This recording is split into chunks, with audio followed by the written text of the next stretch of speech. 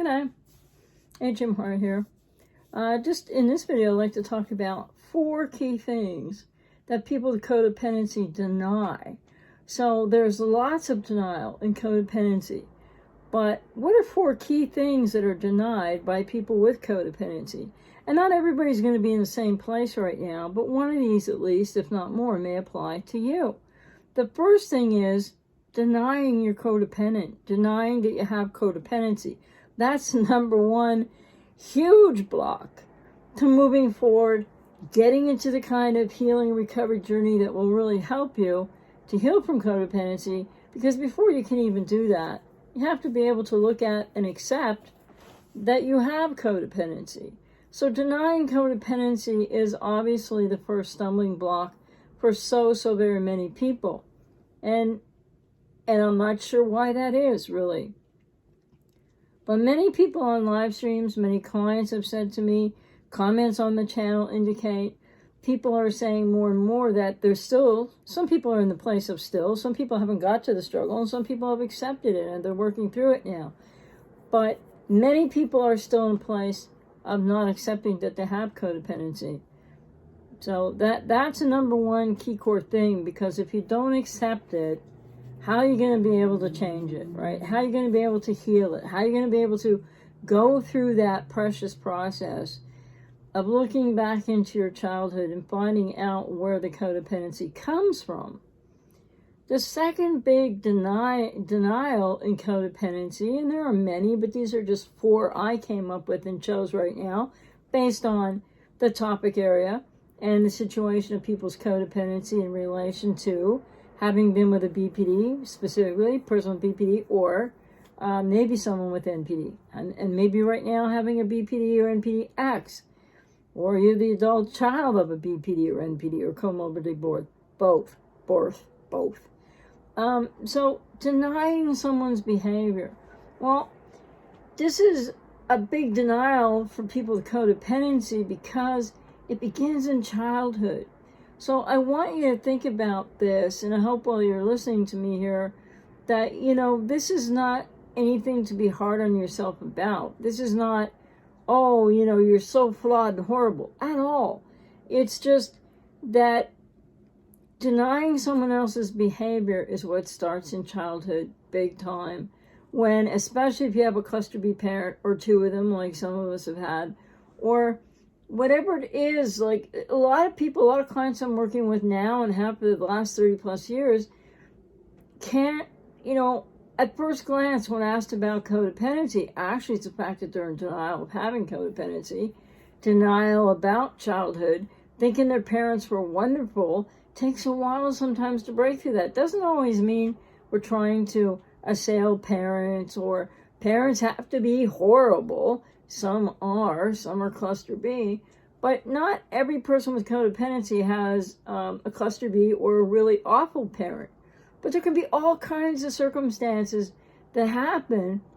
There are many. I've heard so many, and I don't think I've heard them all by any means. So many circumstances that hurt, impact, and really negatively affect and wound people in childhood, at whatever stage in childhood, and it ends up being codependency, and the seeds are sown there, and the pattern is created there, and the repetition compulsion cycles, the pursuit and chase cycle. And also people with codependency need to think about the reality that unless you heal more and heal your codependency, you don't really have as much ability for emotional intimacy, and commitment in relationships varies greatly across people with codependency, as a healthier person or non-codependent would. And that's another reason, because it's on some level, to some degree or other, been the pursuit of an unavailable or emotionally unavailable parent, among other things, that is the seat of codependency in childhood, and that woundedness and the impact and the negative core beliefs that get built up in the unconscious or the subconscious about that. So denying someone's behavior You know, the intensity of the untreated or not yet diagnosed person with borderline personality. So for people with codependency, a lot gets distorted because people are going on that first experience, right? The idealization in that phase. And it's always about trying to get back there. And nothing feels, so you may well still believe and feel that they absolutely loved you based on the beginning. And like I've said before, the beginning of these relationships is at the same time the beginning of the end of them. And so people with codependency are very much in denial of the borderline's behavior in all kinds of different ways. But in this video, I want to speak mostly to this projected out cognitive distortion and belief, though, but false belief. Like, really, it can't really be proven out to be true that somebody not yet diagnosed or untreated with borderline personality really loved you. And that is really painful for anybody to hear, let alone process and start working on in a recovery process. And you know, to heal from codependency and the relationship. And I'm out here to help you with that if you resonate with me.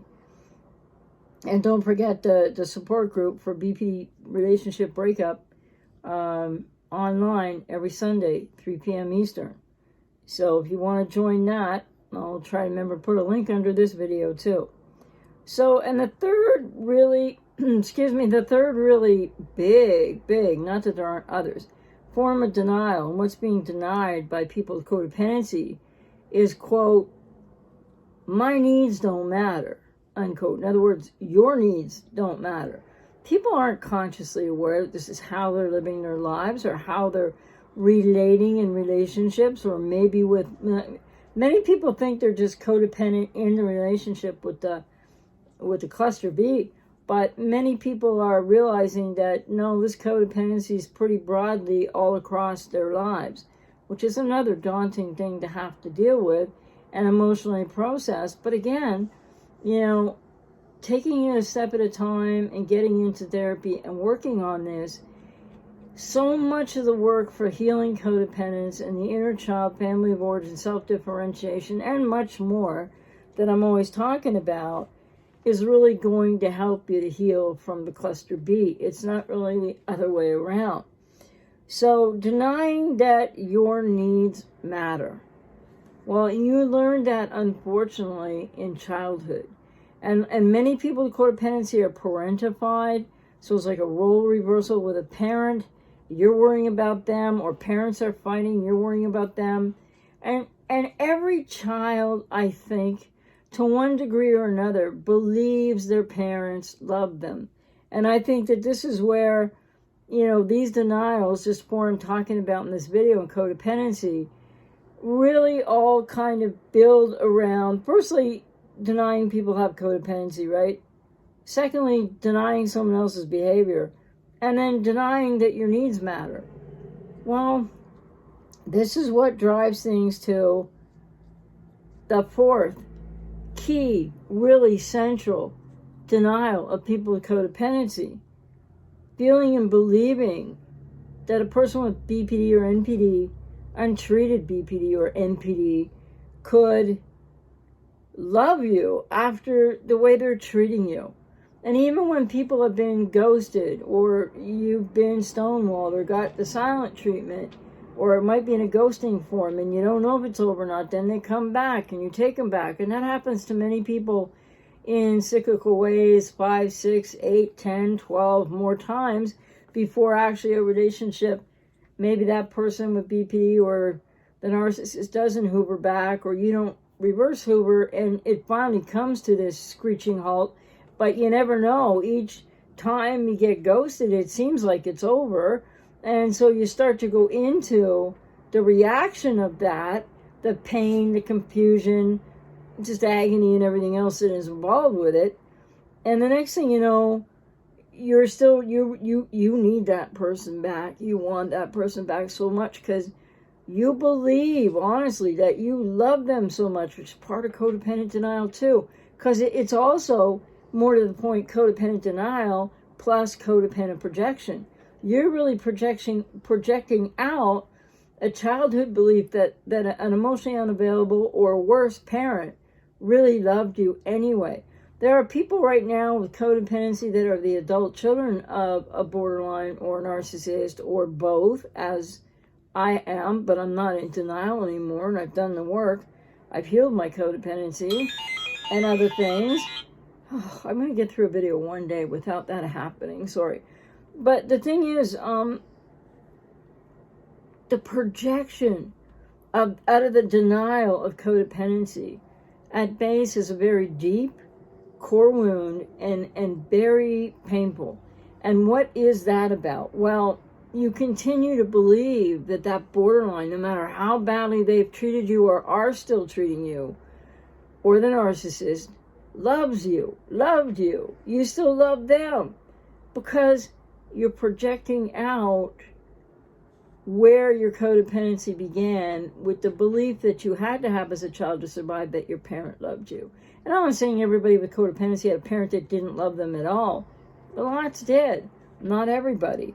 So love is, quote, love, unquote, is mistaken for poor treatment and confused with that and beyond. And it was a lack of emotional safety and a lack of authentic love from a parent or parents in your childhood, wherein you just pursued, or you worried about them, or you were the peacekeeper in their fights. There's all these different things. But the bottom line is feeling and believing that you're loved and that you love back when there's nothing healthy about it and it's not really love. And it really does stem from childhood, and this is really painful stuff. So that was just a quick overview of four key things that people with codependency deny a lot, and many people aren't aware of it yet. Many people may know that now, but that's not by all means, or by any means, or all means, it's not an exhaustive list of the kind of denial, the many facets of denial that go on for people with codependency. So not until you get into working with a therapist, or I'm out here if I resonate with you, to work on really becoming more fully aware, because denial is one of the bigger defense mechanisms within codependency and what it actually really means. And it has its roots in childhood because there was a negative impact or lack of emotional safety or more, and a core wounding that took place at some time when you were still relatively young. It doesn't have to be like 1 or 2 or 3, but relatively young. And then that's denied. So when a parent hurts you and a parent fails to meet your needs, or they intermittently meet your needs, that gets denied too. People with codependency learn this denial in childhood, and it continues on into adulthood. And so this feeling that you really believe, you really believe that they love you in spite of everything, especially if they're undiagnosed or untreated. And even when sort of treated to a certain degree, it really has to be pretty substantial and significant long-term treatment, because people can heal and recover from BPD, and then they can love, and they can be sort of more or less like everyone else. But the other thing I want to say really gently to you today, if you have codependency, especially if you're at the beginning, if you're still denying that you're codependent, or you're not sure, or you have any of these other denial things going on, which I think a lot of people are still in denial about the fact that person with BPD, of course, the narcissist never loved you, but the person with BPD, untreated, not well enough treated, maybe not even diagnosed, they're really not capable of loving you. And some of the love that, a portion of the love that you feel for them in general, not the obvious adult type of love, is, or more specific to attraction, etc., is very much a projection of the love that you still have or are wrestling with, maybe subconsciously, about a parent. So denial is huge in codependency, and the first denial you need to break through is that you have codependency, if that fits for you. They've been in these relationships with a cluster B, or had a cluster B parent, or an alcoholic parent, or is a dysfunctional parent, emotionally unavailable parent, or the difference between one parent being really critical and harsh and the other one maybe spoiling you somewhat, etc., or being more there for you. It just doesn't allow people to learn what they need to learn in childhood. They don't have enough emotional safety. And then this is true for codependency. And this is why the repetition compulsions that exist within codependency and that dysfunctional pattern of relating, because it is overgiving, believing somebody loves you when they don't, denying that they don't, taking their horrible treatment as if it's love and mixing up all that. That doesn't just come out of the ether, and you deserve so much more than that. So I hope this was helpful. And as always, take care.